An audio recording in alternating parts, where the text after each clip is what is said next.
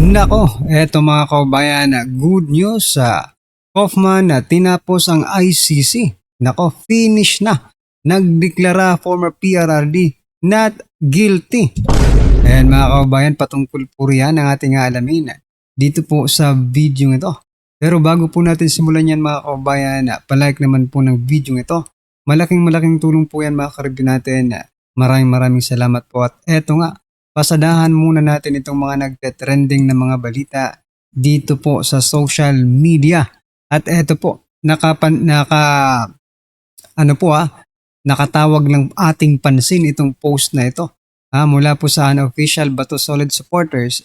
Sabi po kasi dito mga kabayan, mga pahayag ng nagpakilalang bagman ni BP Sara, bagong ebidensya sa impeachment ayon kay Ridon. Kita nyo na yan, no? Pagdating po sa Duterte, no? Hindi na po kailangan questionin yung credibility ng isang witness, no? Ito tingnan nyo, nakakulong pa nga yan eh, no? Nakakulong pa yan Ibig sabihin, kriminal po ang taong ito mga kaubayan. Pero, dahil nga Duterte ang tinuturo, mga karibin natin, no? Against po siya sa Duterte, wala na. Bakit si Ping Lacson nagsabi ba na, ops, teka lang, pag-aaralan muna natin itong itong si Madriaga dahil mukhang hindi ito credible. Si Boying, ganun ba rin ba ang ginawa? Hindi naman sabi nga ni Boying, malakas itong di ba? Malakas na witness. Ba? Si Tito Soto, anong sinabi? Wala rin. Wala tayong naririnig sa kanila na negatibo pagdating po dito kay Madriaga na titistigo po, no? Against BP Sara. Ngayon, yung congressman nagsalita rin ba? Hindi rin po. 'Di ba? Ang sinasabi nila malakas na testigo itong si Madriaga. Kita nyo na yan? Pero ito pong 18 dating sundalo, no, na nagsalita patungkol po sa delivery ng mali-maleta. Aba, mga kababayan, grabe po ang kanilang pagpipiga ng credibility, no? Grabe po ang kanilang pagsigaw ng, credible ba yan? Sabi nga ni kahapon ni Remulla, falsified, no? Rumors, at ano pa yung sabi niya? Marami pa siyang sinabi, no? Canard story, no? Rumors lang daw mga kabayan yung affidavit, kaya binasura na nila. Nayupak talaga. Rumors ba yung may pictures? May group chat pa nga kailangan pa nilang pag-usapan, di ba, yung group chat kung ilalabas o hindi. Okay? Kaya dapat talagang imbestigahan yung 18 dating sundalo na yon, no? Kung itong si Madriaga, binigyan nyo ng oras, binigyan nyo ng pansin, no? Bagay, si BP Sara kasi ang tinatarget, kaya okay lang sa inyo, hinayupak kayo, no? Anyway, ito po ang naging komento ng ating mga kabayan patungkol dyan. Sabi po dito ni Lloyda, nagkakager na dito sa Middle East, puro impeachment pa rin ang inaatupag, correct ninyo, hindi kayo mag-isip paano ninyo matutulungan kaming mga OFW. Ayun na nga.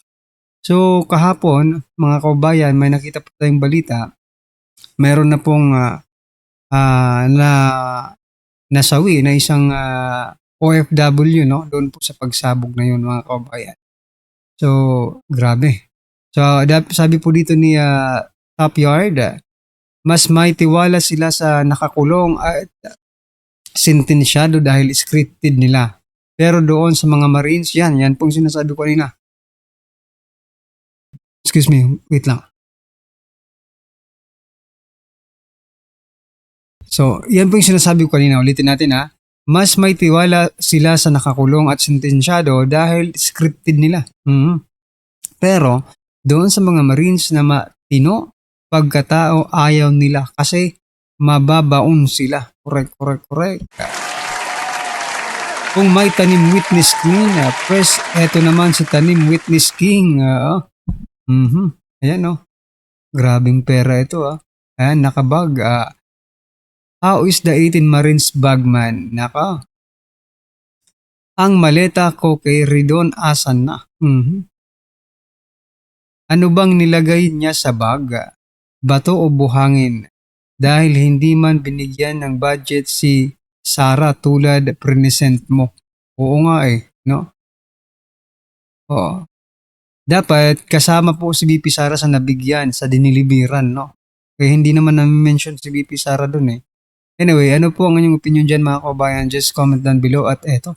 Nako, eto po, Senator Erwin Tulfo. Ito yung sinasabi natin na mas pabor pa sila sa isang convicted, okay, kaysa po dito sa 18 Marines. Sabi po kasi dito, Erwin Tulfo nagpahayag ng matinding pagtutol sa panawagang Senate hearing sa affidavit ng 18 dating sundalo. Aba, bakit mo naman tututulan, di ba? This is only just an investigation, no? Ito po ay pagpapalabas lamang ng katotohanan. Kung sila ba ay nagsasabi ng totoo o sila ay nagsisinungaling, di ba? Sabi po dito ni Tolpo, di ko napapatulan yan dahil wala namang katotohanan yan. How did you know? No? How did you know na hindi ito totoo? Grabe kayo, pare-parehas talaga kayo. Lahat ng nilista doon ay pinapasinungalingan ang kanilang sinasabi. Mali-mali po. Paano mo nasabing mali-mali? Sige, ano ang tama? Sabi niya, lahat daw ng nakalista doon ay pinasisinungalingan. Talagang pasisinungalingan nila. Pati nga ikaw, 2 beses ka. Pasisinungalingan talaga ninyo dahil kayo po ay mga involved. Wala naman pong nagnanakaw or magnanakaw na umamin ora mismo. Dumadaan po yan sa proseso bago po sila umamin, mga kababayan. Okay? Agad-agad aamin ang magnanakaw? Hindi po, mga kababayan. Nako. At yan po ang nangyayari dito, dito kay Senator Erwin Tulfo.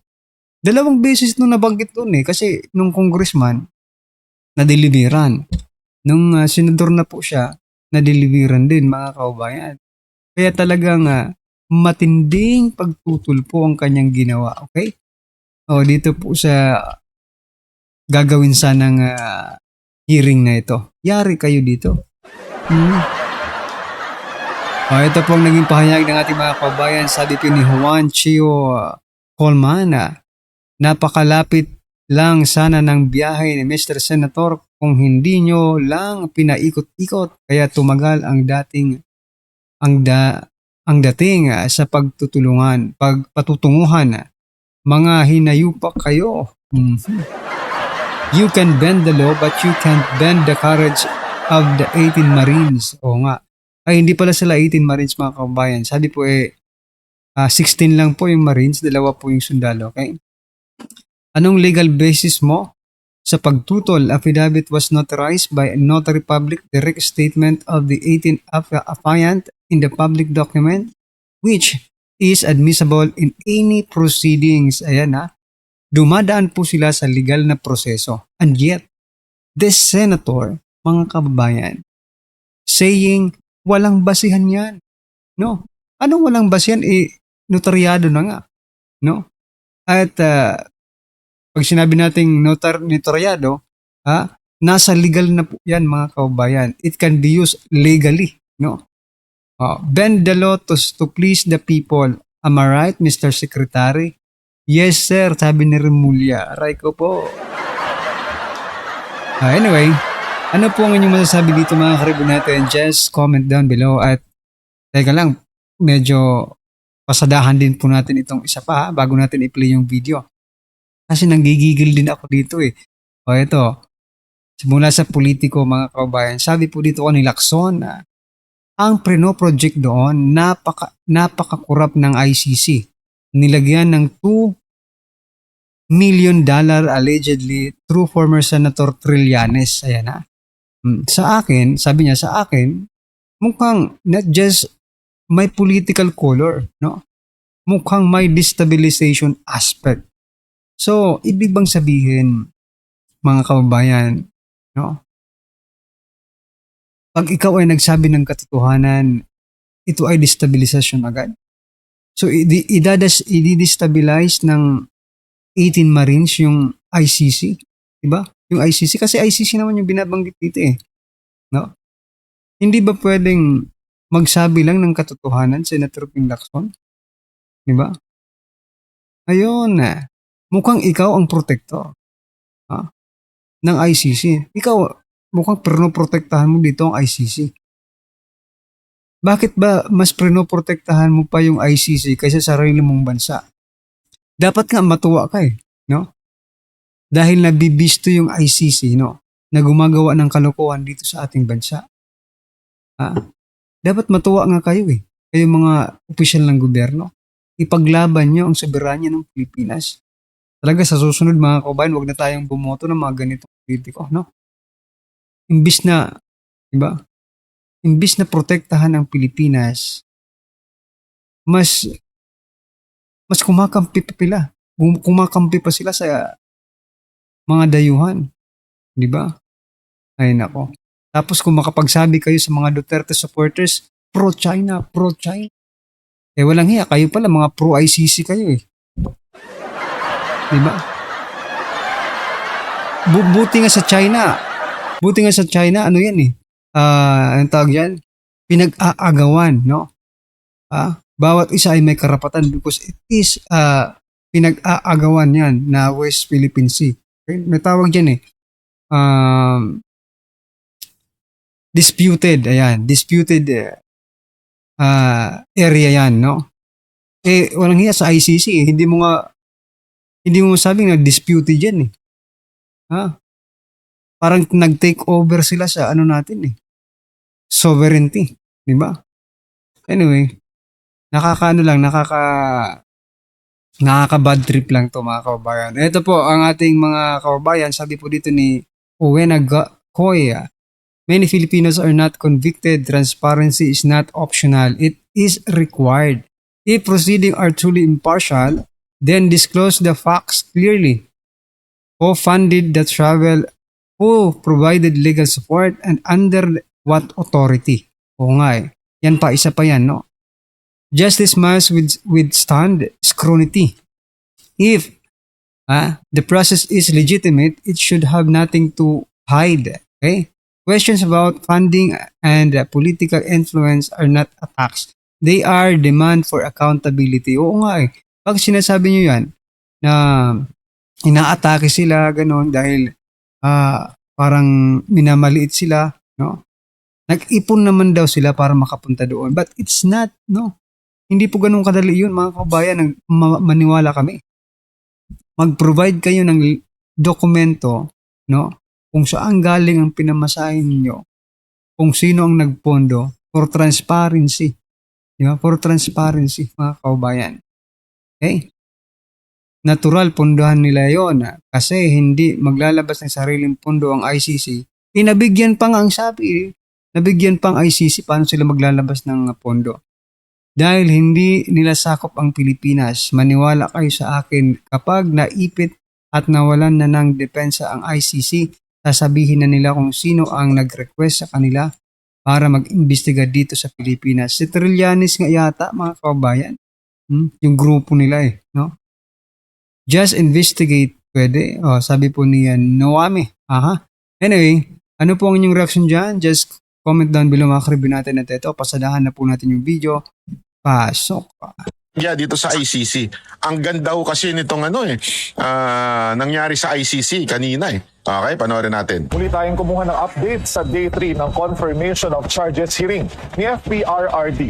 Nasa The Hague, Netherlands, si Kevin Manalo. Kevin, kumusta na ang sitwasyon dyan? Willard, alam mo mayroong 4 na argumento na ginamit ang depensa para buweltahan ang mga argumentong inilatag ng prosekusyon. Isa-isahin natin at ibangga punto por punto. Una, noong February 24, sabi ng prosekusyon, consistent, coherent at malinaw ang intensyon ni Duterte base sa kanyang public speeches na supilin ang mga hinihinalang drug users sa bansa. If there is a gun, shoot him in the head, kill him. Ang sagot naman ngayon ng depensa, dapat basahin ang mga speech na ito ng buo at hindi cherry-picked o piling-pili lamang dahil sa mga speech na ito ni Duterte ay meron siyang babala sa mga pulis na huwag abusuhin ang kanilang kapangyarihan. Do not kill if you are not in danger of losing your life. Pangalawa, sabi ng prosekusyon, pasok sa crimes against humanity ang kaso. May killings ng mga sibilyan, ito ay widespread at sistematiko at bahagi ng isang Grabe, tablado sa lahat sila doon sa sinabi ni Kaufman, ano? state policy. Ito yung Command Memorandum Circular number 16, 2016 o mas kilala natin bilang Project Double Barrel, yung may Oplan High Value Target at Oplan Tokhang. Ang buwelta naman ng depensa, hindi umano widespread kung sa Davao lang nangyari. Wala umanong koneksyon ang 49 incidents na pinakita ng prosekusyon kung saan masasabing malawakan at sistematiko ang mga insidente ng pagpatay. Hindi rin daw mga sibilyan ang targeted population, kundi mga suspected drug users. Ito daw ay Remember, sinasagot lang niya dito punto by punto yung sinasabi nung nagpo-prosecute. Okay? Sinasagot niya punto by punto eh. random o kaya yung mga nanlaban. Sabi pa ni Kaufman, hindi binanggit ng Office of the Prosecutor na sa Project Double Barrel, ito ay alinsunod sa batas at may polisiya at guidelines sa proper conduct. Ang tindi nun, ano? Ginagamit pa yung salitang yung double barrel na yun. Hindi nila alam. Nasa batas yun ng Pilipinas. So the president is just following the law. Di ba? Sabi ng prosekusyon, ang hawak nilang ebidensya ay sapat, may mga testimonya, dokumento at iba pa na nagpapakita na may pattern ng pagpatay at karahasan. May diagram din kung saan makikita ang ugnayan ni Duterte sa mga co-perpetrators at kung paano ibinababa ang utos ng pagpatay. Paliwanag ng depensa Ipinagmamalaki po nila yung diagram, mga kaubayan. Ebidensya ba ang diagram, mga karibin natin? Ha? Ebidensya ba ang diagram? Anyone can make diagram, mga kaubayan. No? Oo. Pwede akong gumawa ng diagram, di ba? Kayo, pwede rin kayong gumawa. But the question is, how can you prove that this diagram exists? Diba? O mapapatunayan mo bang itong diagram ay totoo talaga? Ha? Itong diagram, mga kabayan, na sinasabi ninyo ay talagang yan talaga ang totoo? How can you prove it? Yun ang dapat ninyong i-prove. No? Kasi nasa inyo ang burden of proof. Wala po sa depensa. Diba? Alam nga naman, magpapakita kayo ng diagram tapos sasabihin nyo, tatanungin nyo lang yung depensa, totoo ba ito? Totoo ba? Siyempre, hindi yung magsasabi ng kayo ang dapat. Ipaliwanag yung diagram na yan at kailangan with evidence, no? Mahihirapan kayo kasi gawa-gawa lang kasi ninyo yung diagram na yan eh. Gumagamit lamang daw talaga si Duterte ng hyperbole o rhetoric sa kanyang speeches at hindi raw dapat ituring na state policy. Wala rin daw direct order na nagsasabing barilin ang mga suspect. At pang-apat, sabi ng prosekusyon, may criminal liability si Duterte bilang indirect co-perpetrator. May common plan para patayin ang mga suspected drug users at may control si Duterte sa isang organized structure, yung tinatawag na Davao Death Squad. Sagot ng depensa dyan, walang plano para patayin ang mga suspected drug users dahil lehitimo umano ang mga operasyon. Ang salitang neutralize ay hindi raw nangangahulugan ng pagpatay. Pinabulaanan din ang Davao Death Squad, ito umano ay imahinasyon lamang. So yan, mga kabayan, ano po ang inyong opinion patungkol po sa video ito, mga karibin natin? Just comment down below. Ayan. Maraming salamat po at syempre huwag pong kalimutang i-like at i-share po ang video ito, mga kabayan. Malaking tulong po yan. Maraming salamat po.